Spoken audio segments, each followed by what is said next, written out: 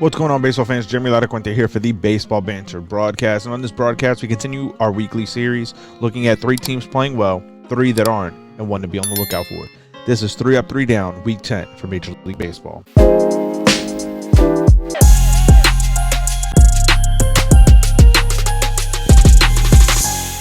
Now, the first up is the Arizona Diamondbacks. This team has absolutely been on fire, and it wasn't a team that was really expected to be more than maybe a surprise pick for a wild card spot, but they have been playing extremely well because of their young talent, because of their ace Zach Gallen. Over their last 10 games, the Diamondbacks are 7-3. They're riding a 5-game winning streak and have gotten themselves into a tie with the Dodgers for the top spot in the National League West. So this has been a big stretch for the Arizona Diamondbacks, and this is a very good run for them, and something, if they can keep this up, can start to separate themselves from the Dodgers, who have only been playing 500 kind of even baseball over the last 10 days. So this is a very good thing for the Arizona Diamondbacks. That's why they're the first up.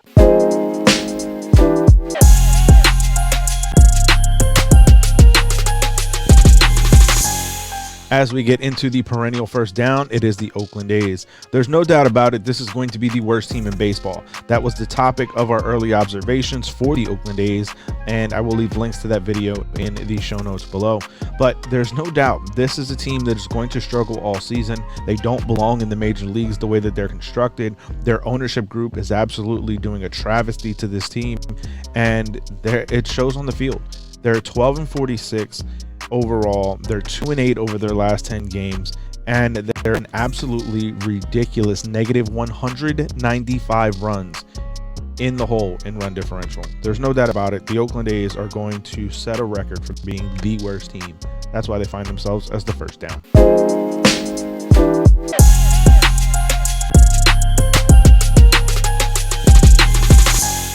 Now, when it comes to the second up, it is the Cincinnati Reds. Now, yes, they may still be under 500, but they've been playing very good baseball as of late. Over their last 10 games, they are 7-3 and really are pushing towards being a much more competitive team than people were giving them credit for at the beginning of the season. I think that when the Reds first came into this year, they were expected to be kind of one of the bottom out teams like the A's, the Nationals, the Royals, but they're showing themselves to be a much more competitive team. And while I don't necessarily think that they're going to find themselves in the wild card race, again, they are still under 500, but they've been playing very good ball over the last couple of weeks, and for that we do need to recognize them, and that's why they find themselves as the second up.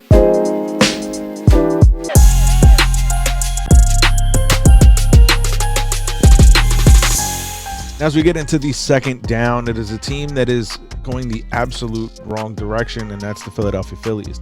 They would have a April where they would finish at 500, get themselves into a position where they're looking like they're going to do well.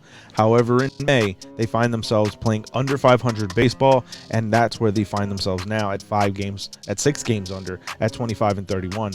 Philadelphia is struggling to find its spark, its identity, and they're really just struggling to put together even competent at bats consecutively. And when you look at really just the sample size of the last 10 games, they're 3-7. They have a 4-game losing streak going. They're negative 45 in the run differential column. And if we shorten it even more to the past 5 games, their numbers are absolutely ridiculously, astoundingly, and in the wrong way. They've only scored 9 runs in those 5 games, and they've struck out an absolute mind-boggling 58 times. That's not going to be winning baseball. And Philadelphia has a team that is capable of doing some winning. So it's going to be interesting to see how they start to figure themselves out. I think the loss of Rhys Hoskins in the middle of that order has played such a huge role, and a role that no one really expected. But this was a consistent guy who was giving you RBIs each and every single time. This was a guy who's putting up nearly 30 home runs a season, and this is a bat that is absolutely tremendously missed in the middle of that order. And I think that for Philadelphia, they have to find that guy to be able to replace Rhys, to be a team that is what was expected of them, to be a competitive team, but to be a team in the wild card race, in the division hunt, and they're just not looking like that team right now, and that's why they are the second down.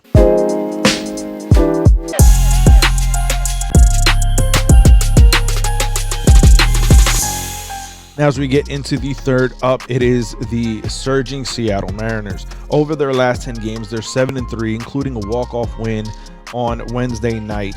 This is a team that is absolutely being anchored by Julio Rodriguez. This, to me, is going to be one of the best players in Major League Baseball for a very long time. And there's an opportunity that the Mariners have this weekend as they're playing the division-leading Texas Rangers, where they can really do some damage to their standings. Right now, they're 29-27 overall. Again, 7-3 over their last 10. They're 6.5 games behind the Texas Rangers heading into this weekend's 3-game set. And they could really diminish and dwindle that into half if they can have a very good series against the Rangers this weekend. So look for the Seattle Mariners. They've been on the rise, on the climb, and they're continuing to play very good baseball. That's why they find themselves as the third up.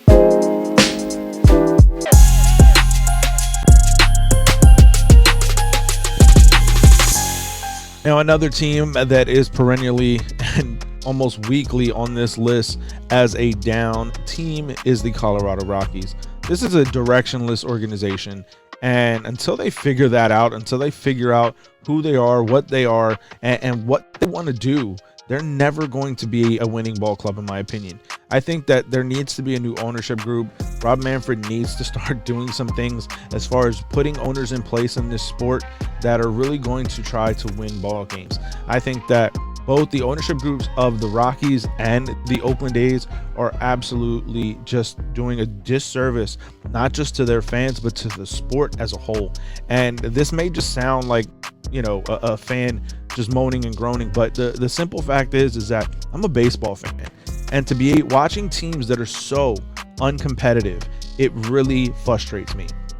Now, that being said, the Rockies have major league talent, and they're just struggling. They're not doing well. But I also think that the front office does not afford them the opportunity, the ownership group doesn't afford them the opportunity to really start to build that foundation correctly. You had one of a generational type talent in Nolan Arenado that as soon as you signed him to a long-term deal, you wanted to back out of it and traded him away as fast as you possibly could. Then you go out and you sign Chris Bryant to a big money deal and put nothing around him. There's not going to be a way to put a winning team on the field if you're not supporting the big foundational markers for the organization. So, no doubt about it, Colorado Rockies are the third down.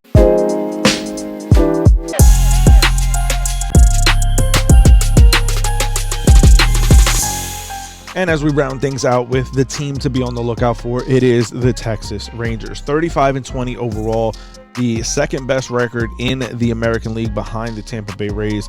They are 7-3 over their last 10 games, so they are as well a team that has been playing extremely well heading into their weekend series with the Seattle Mariners. So very fun and interesting matchup to watch this weekend. Arguably the weekend matchup to watch of all the series going on this weekend, just because of the implications of a team that is on the rise in the Seattle Mariners with a team that has been playing extremely well this season. The Rangers are an absolutely mind-boggling 131 runs up plus in the run differential column. They are pitching well, they're hitting well, they're getting timely hitting, and they have some rookie players that are really doing some amazing things. So definitely a team to be on the lookout for as the season continues. They have shown now, here we are at the 2-month mark, the quarter mark, however you want to look at it, for the season, where teams really start to put the strides together to show that they are a real contending type team, and the Rangers have been able to do it for this amount of time and really show that they have the makings of a very strong postseason team. So very much an interesting team to watch this season as we continue. But that's been my list. I want to hear from you, baseball fans. Let me know, who are your 3 teams playing well, your 3 teams that aren't, and a team to be on the lookout for week 10 in Major League Baseball. Let me know that down in the comments, or find me over on Twitter at banter_baseball, where we can keep the conversation rolling. As always, we have more from our other social media outlets on Instagram and TikTok, so you can find those at Baseball Banter Broadcast.